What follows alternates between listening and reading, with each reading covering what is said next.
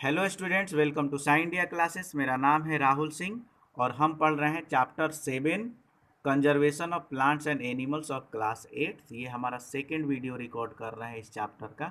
ठीक है, previous video में मैं आपको बता दूं कि हमने पढ़ा था बायोडाइवर्सिटी, फिर हमने डिफॉरेस्टेशन के बारे में पढ़ा था, वाइल्ड लाइफ सेंचुरी के बारे में पढ़ा था, biodiversity, plants and animals, flora and fauna के बारे में पढ़ा था, इंडेमिक स्पेसिस, जो स्पेसिस एक पार्टिकुलर एरिया में ही मिलते थे नेचुरली और कहीं नहीं मिलते थे, उनको इंडेमिक स्पेसिस कहते थे।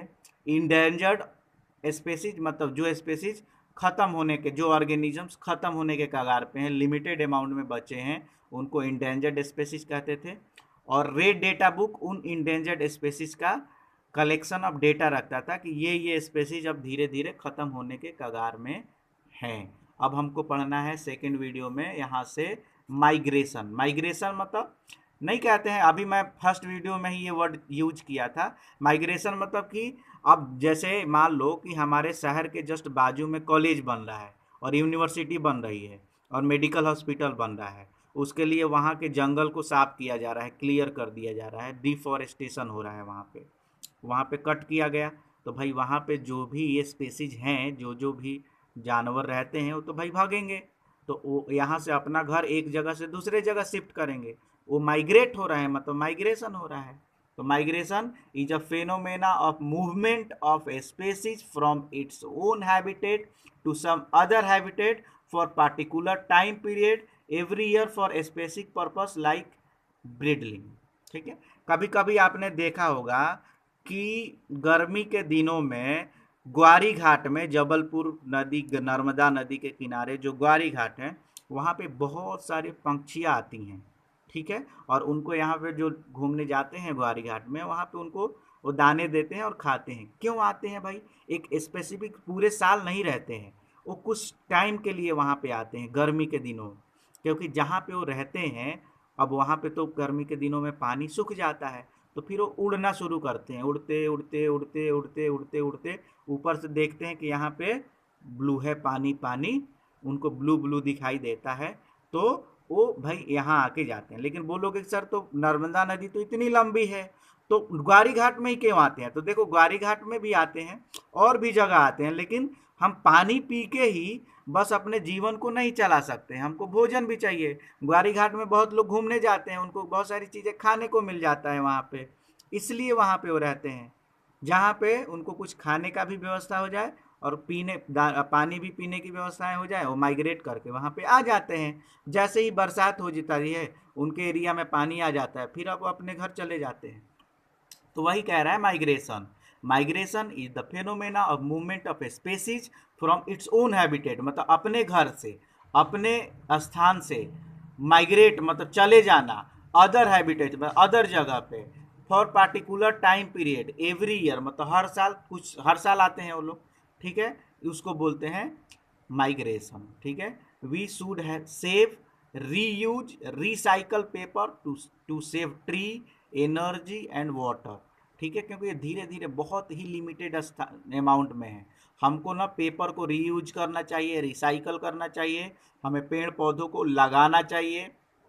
हम जैसे फल फ्रूट खाते हैं, मैंगो खाते हैं ना, तो उनके सारे बीज को इकट्ठा करके बरसात के दिनों में जंगल में फेंक देना चाहिए। जामुन खाते हैं, उसके बीज को इकट्ठा करके, आखिर हम डस्टबिन में फेंकते ही हैं, उसको इकट्ठा करके रखे रहना चाहिए। और ठंडे के बरसात के दिनों में जंगल में जाके छींट आना चाहिए। अरे भाई, हमने 2000 अगर बीज फेंके, 2000 में अगर हम 5 भी लग गया तो हमने बहुत बड़ा काम कर दिया। ऐसा काम करना चाहिए आपको। रिफॉरेस्टेशन क्या होता है? डिफॉरेस्टेशन का उल्टा रिफॉरेस्टेशन, मतलब पेड़ पौधे लगाना। Reforestation is the restocking of destroyed forest by planting new tree, नए नए पौधे लगा के और फिर से वहाँ पे ऐसा जंगल बना देना, फॉरेस्ट बना लेना जहाँ पे कट गए हैं, प्लांट्स कम हो गए हैं। इस प्रोसेस को बोलते हैं रिफॉरेस्टेशन। फ्लोरा जानते हो, पार्टिकुलर एरिया जो भी प्लांट्स की वेराइटीज होती हैं उसको फ्लोरा, और फाउना जो एनिमल्स की रहती हैं। ठीक है, एक एक एरिया में different types of plants belonging to an area are called flora. Example silver form, sal, teak, mango, these are flora. Fauna क्या होता है? तो animals, all animals found in area example dog, frog, insects, bull, jackal etcetera. ठीक है, flora and fauna हो गया। आगे बढ़ते हैं। इंडेमिक इंडेमिक स्पीसीज तो मालूम ही है आपको। ठीक है, species of plants and animals found exclusively in particular, मतलब एक पार्टिकुलर एरिया में जो प्लांट्स और एनिमल बोले उनको एंडेमिक स्पेसीज कहते हैं। They are not naturally found, हाँ ये नेचुरली फाउंड नहीं होता है, मैंने बताया है। अच्छा, एक रहता है ना इंडर्जर्ड। इंडर्जर्ड मतलब जो समाप्त होने वाले हैं, और दूसरा होता है एक्सटिंक्ट स्पेसीज, जो समाप्त हो चुके हैं। Species of plants and animals which already have been lost, example dodo, Indian cheetah, pink headed duck, ये सारे समाप्त हो चुके हैं, ये नहीं मिलते हैं, इनकी प्रजाति खत्म हो चुकी है। ठीक है, देखो जो खत्म हो चुके हैं वो एक्सटिंक्ट स्पेसीज, और जो खत्म होने वाली है रेड डेटा बुक में उसका रिकॉर्ड है, उसको कहते हैं इंडेंजर्ड स्पेसीज। और अगला है थ्रिएटेंड स्पेसीज। थ्रिएटेंड मतलब a species that is liable to become extinct if it is not allowed to release its full biotic potential by remove the cause of threat।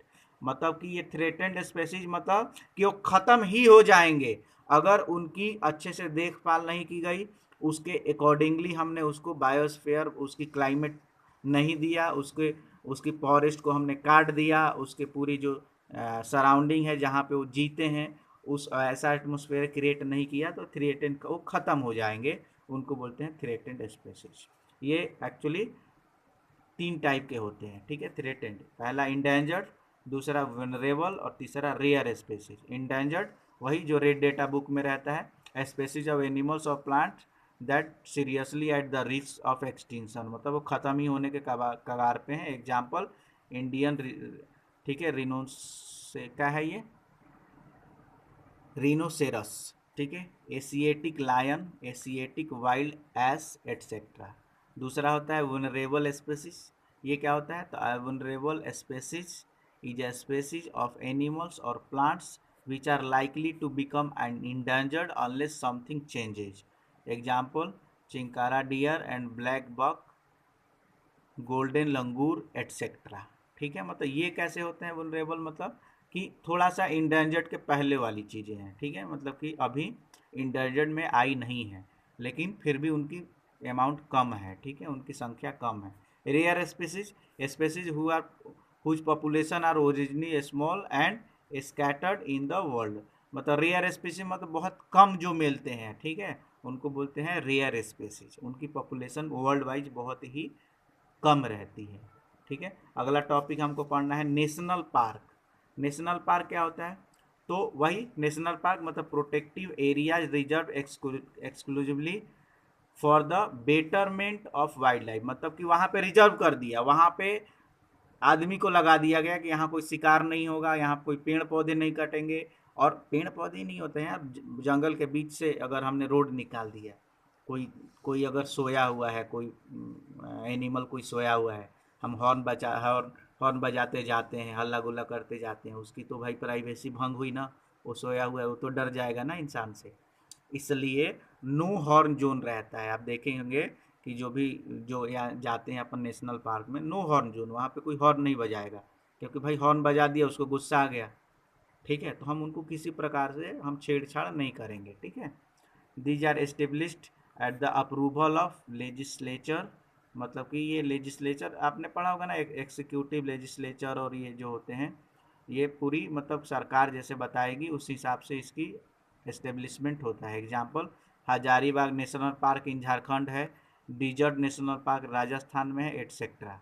ठीक है, सेंचुरीज क्या होती है, तो hunting prohibited area set up by government are known as sanctuaries, मतलब जहाँ पे शिकार करना बहुत ही अपराध है, उनको बोलते हैं सेंचुरीज। ठीक है, these are only for protection of wild animals, मतलब वाइल्ड एनिमल्स को कोई मारे नहीं, उसके लिए सरकार ऐसा लगाती है कि इन जानवरों को मारना। देखो चिकन तो अपन मार के खा जाते हैं, कोई केस है क्या, लेकिन हिरन को, चीता को, चीतल को, हिरन को, इन सबको मारना बहुत ही बड़ा अपराध है।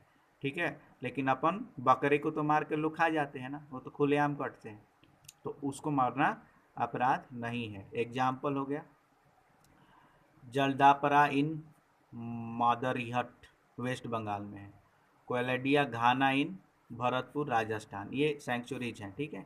यहाँ पे शिकार करना मना है, ठीक है। अगला हो गया, हमको पढ़ना है माइग्रेशन। माइग्रेशन बता ही दिया, स्मॉल पीरियड के लिए जो द रेगुलर और पीरियोडिक टू वे मूवमेंट, मतलब टू वे मतलब जाना और फिर आना, और बर्ड्स एंड सम एनिमल, जो ग्वारी घाट में जो पंक्षी आती हैं उसी के बारे में, ठीक है। For what factors, breeding, shortage of food, ठीक है, ये आर कॉल्ड माइग्रेशन, ठीक है। Bharatpur bird sanctuary is known as migratory birds, मतलब भरतपुर बर्ड सेंचुरी में माइग्रेशन वाले बर्ड्स ज़्यादा आते हैं। अब आप एक काम करिएगा, कुछ काम है इसमें, देख लीजिए। अगर जिस जिला में रह रहे हैं, ठीक है, जैसे आप जबलपुर जिला में रह रहे हैं या फिर कोई भी जिला में रह रहे हैं, तो उसमें कोई नेशनल पार्क है तो उसका नाम लिखिए, वाइल्ड लाइफ सेंचुरी है तो उसका नाम लिखिए, और बायोस्फीयर रिजर्व है तो उसका नाम लिखिए। अगर नहीं है तो आपके स्टेट में है तो उसको ढूंढ के लिखिए, ठीक है। अगर नहीं है तो आपके कंट्री में जितने हैं उनके लिखिए, ठीक है, नाम, ऐसा आप लिस्ट बनाइए, ठीक है। यहाँ पे कुछ दिया हुआ है, ठीक है, यहाँ पे दिया हुआ है, जैसे देखो ये पंचमरी, अब जो अपने मध्य प्रदेश में है जबलपुर में, तो पिपरिया, ठीक है, गेट, ये पंचमरी, पूरा ये जो एरिया है ये दिया गया, ये सेंचुरी है, ठीक है। ऐसे ये नीम गांव सतपुरा नेशनल पार्क, ये नेशनल पार्क का ये दिया गया है ये वाले कलर से, ठीक है, ठीक है। और ये सारी चीज़ें ऐसे आप लिख सकते हैं। पंचमढ़ी बायोस्फीयर रिजर्व पूरा है ये उसका दिया गया है मैप, पंचमढ़ी बायोस्फीयर रिजर्व है, इतनी एरिया जो है वो सेंचुरी है, ये नेशनल पार्क है, ठीक है। ये सारी चीज़ें रखिएगा। और ये बताइए कि इन दोनों के इसके ये जो है national park, wild life sanctuary और बायोस्फीयर रिजर्व के बारे में आपको क्लियर है कि नहीं। बायोस्फीयर सबसे बड़ा रहता है रिजर्व, उसके अंदर ना नेशनल पार्क भी हो सकता है और वाइल्ड लाइफ सेंचुरीज भी होता है। फिर से एक मैं बता दूं, ठीक है, पहले यहाँ से समझ लीजिए कि बायोस्फीयर रिजर्व क्या होता है, ठीक है। तो बायोस्फीयर रिजर्व मतलब biosphere reserves are the areas where which are made for conservation of biodiversity, मतलब बायोडाइवर्सिटी के कंजर्वेशन के लिए जो एरियाज बनाए जाते हैं, ठीक है, उसको बोलते हैं बायोस्फीयर रिजर्व, ठीक है। इसमें बहुत सारे प्लांट्स आते हैं, एनिमल्स आते हैं और माइक्रो ऑर्गेनिजम्स आते हैं, generally found in that area, मतलब उस एरिया में बहुत सारे प्लांट्स, एनिमल्स और माइक्रो ऑर्गेनिजम्स फाउंड होते हैं, जिनको कंजर्व करना, जिनको बचाना हमें के लिए ये बायोस्फीयर रिजर्व बनाया जाता है, ठीक है। The biosphere reserve helps to maintain the biodiversity and culture of that area, ठीक है। अब समझिए, एक बायोस्फीयर रिजर्व में, ठीक है, वाइल्ड लाइफ सेंचुरीज भी बना रहते हैं और नेशनल पार्क भी रहते हैं, जिसका एक बेस्ट एग्जांपल होता है अ बायोस्फीयर रिजर्व में contain other protected areas in it. The Panchmari Biosphere Reserve consists of one national park, that is Satpura, and two wildlife sanctuaries named as Bori and Panchmari। देखिए ये पूरा जो है ना, ये पंचमरी का बायोस्फीयर रिजर्व है, ठीक है। इसमें आप देख रहे होंगे कि इसमें पंचमरी टू पिपरिया का एक वाइल्ड लाइफ सेंचुरीज भी है, ठीक है, और नेशनल पार्क भी है यहाँ पे, ठीक है, सतपुरा नेशनल पार्क भी है, ठीक है। ऐसे ही बोरी, ठीक है, नाम का ये इसमें बोरी और पंचमरी नाम का वाइल्ड लाइफ सेंचुरी भी है इसमें। तो एक जो ये बायोस्फीयर रिजर्व होता है, ये बड़ा एरिया होता है, इसमें बायोस्फीयर रिजर्व, इसमें वाइल्ड लाइफ सेंचुरी और नेशनल पार्क भी रह सकते हैं, एक या एक दो से ज़्यादा, ठीक है। अब वाइल्ड लाइफ सेंचुरीज के बारे में बता दिया, फिर से एक बता रहा हूँ कि these are provide protection and suitable living condition to wildlife animals, मतलब यहाँ पे बिल्कुल वो प्रोटेक्टेड हैं, उनको कोई मार नहीं सकता है, वाइल्ड लाइफ सेंचुरीज में उनको कोई मार नहीं सकता है, ठीक है। उनको अच्छा बढ़िया सोने के लिए, रहने के लिए अच्छा इन्वायरमेंट है, पानी की व्यवस्थाएं रहती हैं, ठीक है। वहाँ पे कोई फॉरेस्ट काट नहीं सकता है, ठीक है। तो national parks and biosphere reserve are names given to the area for conservation of plants and यही छोटी छोटी चीज़ें हैं, बाकी कुछ नहीं है। चैप्टर ख़त्म हुआ, अगली वीडियो में क्वेश्चन आंसर एक्सप्लेन कर दूंगा। Thank you so much, have a nice day, God bless you.